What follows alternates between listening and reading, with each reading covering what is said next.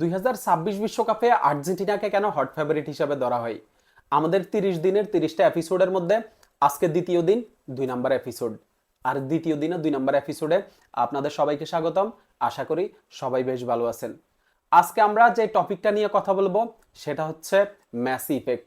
2026 বিশ্বকাপে আর্জেন্টিনা টিমে মেসির প্রভাব কতটা থাকবে সেটা নিয়ে বিস্তারিত বলার চেষ্টা করব। আশা করি সবাই শুনবেন। লিওনেল মেসি, আপনি যদি আমাকে জিজ্ঞেস করেন বিশ্বকাপে আর্জেন্টিনার সবচেয়ে শক্তির জায়গা কোনটা, আমি একদম চোখ বন্ধ করে বলবো লিওনেল মেসি। লিওনেল মেসি বিশ্বকাপে আর্জেন্টিনার সবচেয়ে শক্তির জায়গা। এই যে অন্য টিমের সাথে আর্জেন্টিনার আসল পার্থক্যটা এইখানেই যে আর্জেন্টিনার একজন লিওনেল মেসি আছে, অন্য কোনো টিমের লিওনেল মেসি নেই।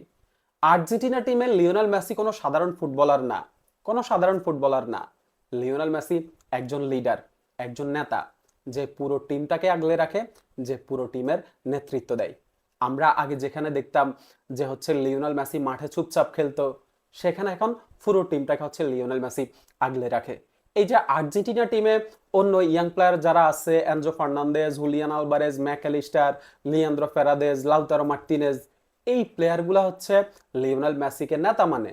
লিওনেল মেসি যখন কথা বলা শুরু করে তখন এই প্লেয়ারগুলো চুপচাপ থাকে, বাধ্যগত ছাত্রের মতো লিওনেল মেসির কথা শুনে। মাঠে এবং মাঠের বাইরে লিওনেল মেসি একজন নেতা, আর এটাই বিশ্বকাপে আর্জেন্টিনা সবচেয়ে বড় শক্তির জায়গা হবে। লিওনেল মেসি আসলে এই টিমটাকে যেভাবে আগলে রাখে সেটা আপনি বিশ্বাস করতে পারবেন না। আমরা 2021 কোপা আমেরিকার ফাইনালে যদি লিওনেল মেসির কথাগুলা যদি আমরা শুনি, ম্যাচের আগে পুরো টিমকে লিওনেল মেসির যেই মোটিভেশনাল স্পিচ, ওই মোটিভেশনাল স্পিচেই পুরো টিমে বাড়তি একটা স্পিরিট যোগ করে। লিওনেল মেসি পুরো টিমের উদ্দেশ্যে বলে যে আমরা এখানে পরিবার ছাড়া 45 দিন আছি, পুরো আর্জেন্টিনা আমাদের জন্য অপেক্ষা করতেছে, পুরো একটা জাতি আমাদের উপরে স্বপ্ন দেখতেছে, আমরা তাদেরকে কোনোভাবেই হতাশ করতে পারি না। এই যে লিওনেল মেসির মোটিভেশনাল স্পিচের পরে পুরো আর্জেন্টিনা টিমে একটা স্পিরিট আসে এবং মারাকানা স্টেডিয়ামে আর্জেন্টিনা হচ্ছে খুব সম্ভবত 28 বছর পরে আর্জেন্টিনা হচ্ছে একটা ট্রফি জিতে। 28 বছর পরে আর্জেন্টিনা কোনো ইন্টারন্যাশনাল ট্রফি জিতে। 2022 বিশ্বকাপের প্রথম ম্যাচ, সৌদি আরবের সাথে ম্যাচ, সৌদি আরবের সাথে আর্জেন্টিনার 2-1 গোলের হার। পুরো ফুটবল বিশ্ব সমালোচনা করতেছিল আর্জেন্টিনার লিওনেল মেসিদের, যে এরা নাকি বিশ্বকাপ জিততে আসছে। লিওনেল মেসি সামনে এগিয়ে আসে, পুরো চাপ নিজের উপরে নেয়, পুরো চাপ নিজের উপরে নিয়ে একটা জাতির উদ্দেশ্যে বলে যে এই আর্জেন্টিনা টিমের উপরে আপনারা ভরসা রাখতে পারেন, এই আর্জেন্টিনা টিম আপনাদেরকে হতাশ করবে না। লিওনেল মেসি সামনে এসে পুরো টিমটাকে মানসিক চাপ থেকে দূরে রাখে।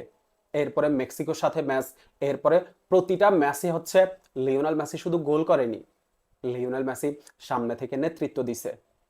একটা কথা বলে না যে লিওনেল মেসি আর্জেন্টিনার জন্য খেলে আর পুরো আর্জেন্টিনা টিমটা হচ্ছে লিওনেল মেসির জন্য খেলে। আমরা 2026 বিশ্বকাপে এটাই দেখব যে মেসি আর্জেন্টিনার জন্য লড়াই করতেছে, আর আর্জেন্টিনার প্রতিটা ফুটবলার লিওনেল মেসিকে ট্রফি জিতানোর জন্য লড়াই করতেছে।